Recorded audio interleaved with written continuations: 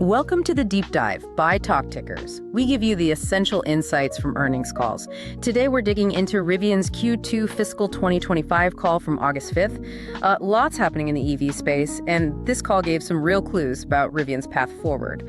Our job here is to cut through the jargon and give you the key takeaways, what really matters from that discussion. Okay, let's start with the headline numbers, the financial results from Q2. And the market reaction was, well, pretty cautious. You'll see why. GAAP EPS is the standard profit measure. It came in at -$1. Yeah, that was a pretty significant miss compared to the street's expectation of -$0.75. And the adjusted number, non-GAAP EPS, same story, really. Right, -$0.80 versus a consensus of -$0.65. So misses on both profit lines. Okay, but revenue. That was actually a little bit better. It was, yeah, a slight beat there. $1.3 billion reported versus $1.28 billion expected. That's up about 12% compared to last year. So revenue up year over year, but then you get to the actual vehicles delivered. And that's where it gets tricky. 10,661 deliveries in the quarter. Which is down compared to last year, right? Down 22%, yeah, a noticeable decrease. And the cost to build each vehicle, that didn't help either. No, that ticked up 8%. Now sitting at $118,400 per vehicle. Ouch. Oof. Okay. And all this feeds into the outlook, I assume. Exactly. They widened the forecast for the full year adjusted EBITDA loss, now expecting between $2 million and $2.25 billion in losses, up from the previous $1.7 to $1.9 billion range. Okay, so a lot to unpack there. Definitely a mixed bag on the surface. Absolutely. And those top line numbers, they tell a story about what's happening operationally. Like the production numbers, they were quite low, aren't they? Very low in Q2. Yeah. Just 5,979 vehicles produced. That's a big drop from Q1.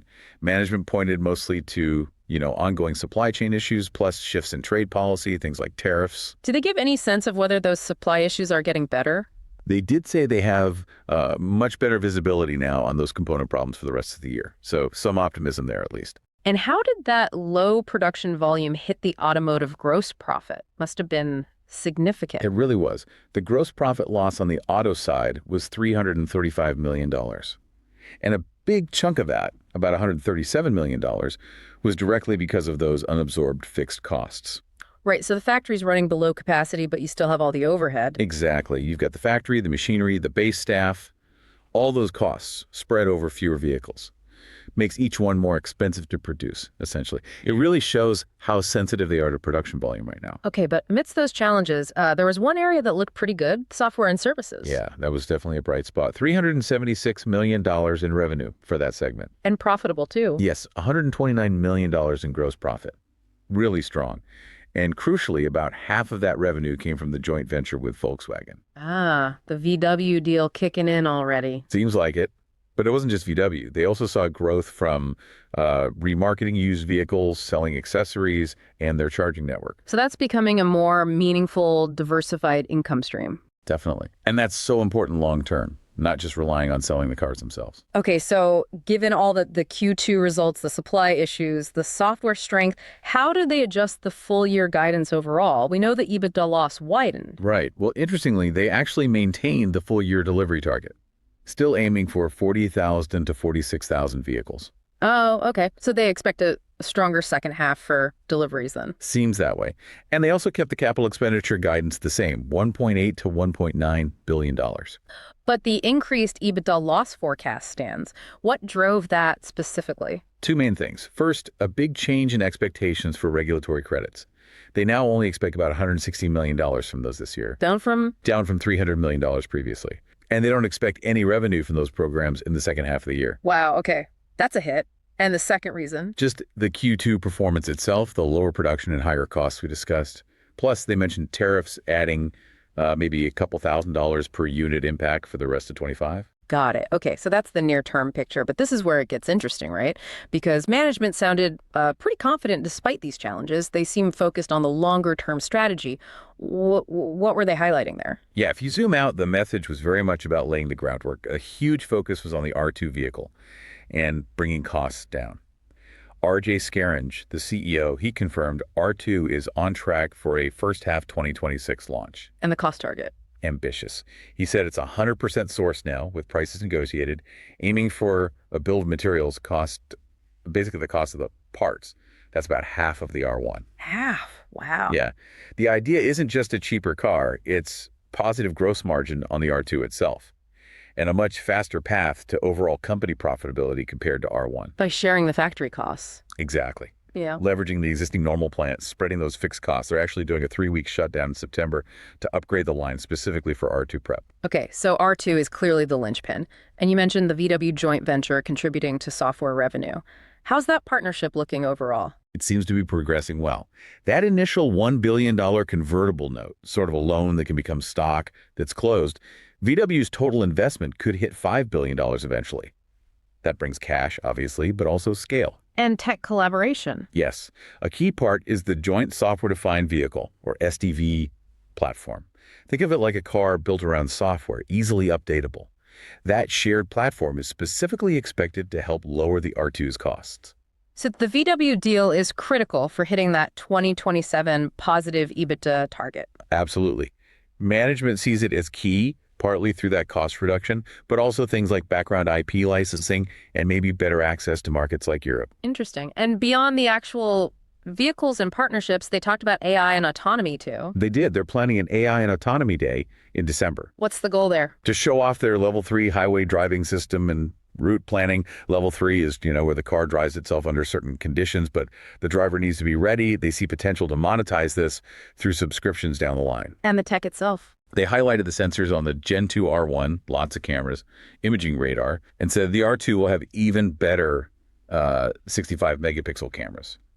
Their whole approach is very AI focused, using data from the cars already on the road to train what they call a large driving model. A data flywheel, basically. Exactly. Aiming for map-free, hands-off, eyes-off driving capability sometime in 2026. And this tech isn't just for passenger cars. They see applications for the commercial vans too. Okay, so lots of forward-looking stuff. But were there concrete steps being taken now to deal with the Q2 cost pressures and supply issues? Yes, the CFO, Claire McDonough, outlined a few things. Dual sourcing critical parts like magnets to reduce risk. Also actively renegotiating about 30% of supplier contracts to get better pricing. And pausing some production. All right, pausing some of the lower margin commercial van output, sort of tactical moves to manage the immediate cost headwinds. Makes sense. And how's the R1, the current flagship, actually doing in the market right now? Still performing pretty strongly, actually. It's a market share leader for EVs over $70,000 in the U.S. and also for premium SUVs overall in places like California and Washington. Importantly, it's attracting buyers who are new to EVs. Any specific models doing well? Demand for the quad-motor version is strong, apparently. That's helping push the average selling price for R1 up a bit through the end of the year. And they expect commercial van deliveries to pick up again in the second half. Okay. Liquidity is always key for a company like this, investing heavily. What's the cash situation? Pretty solid right now. They have $7.5 billion in cash and equivalents. Plus more coming in. Yeah, they expect another $2.5 billion from the VW deal eventually. And then there's that potential Department of Energy loan for the Georgia factory. How much is that loan? Up to $6.6 billion. It's a big one.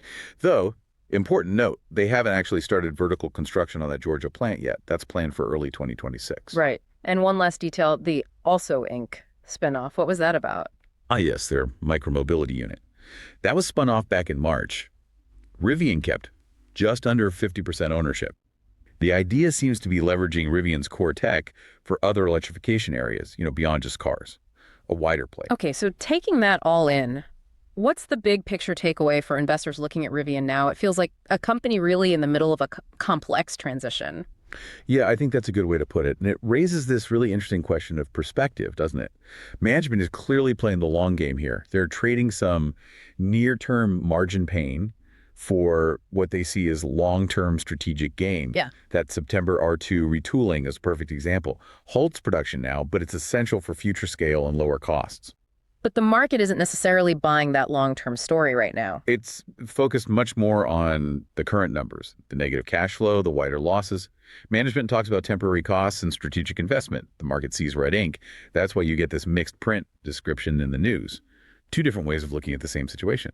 And how does this fit into what's happening in the broader EV market? Because that seems challenging too. Oh, definitely. The overall U.S. EV market is softening. Yeah. You see Tesla, Ford reporting delivery declines recently. And interestingly, hybrid sales are actually going up. So that puts pressure on pure EV makers like Rivian. To do what? Pivot to cheaper models. Exactly, pivot to cheaper models like the R2 and also lean more heavily on software and services revenue, which is precisely Rivian's strategy. Right. Now, one kind of counterintuitive point management made was about things like EV tax credits going away. How is that possibly good? Well, their argument is, while it's a headwind for everyone near term, it might actually reduce competition long term. The thinking is traditional automakers might be less motivated to push hard into EVs without those subsidies, leaving more room for dedicated players like Rivian. It's an interesting take. That is interesting. Okay, so given all this back and forth, what are the key things, the catalysts we should be watching for that could really change the story here? I'd point to three main things. First, that September plant restart after the retooling. Seeing the first R2 pre-production units come off the line will be huge. Is it efficient? Does it hint at those lower costs? A real proof point. Exactly.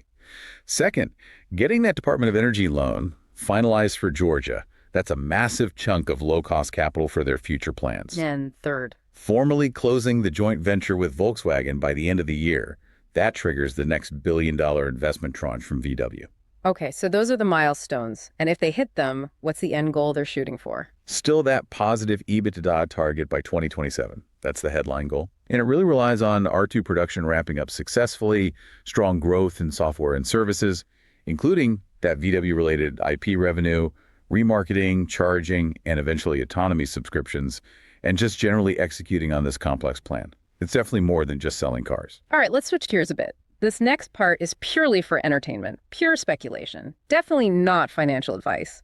Think of it as an outrageous but plausible trade idea you might hear batted around. Okay, not financial advice. Got it. Well, thinking about Rivian's stock performance, it's been hammered over the past year, right?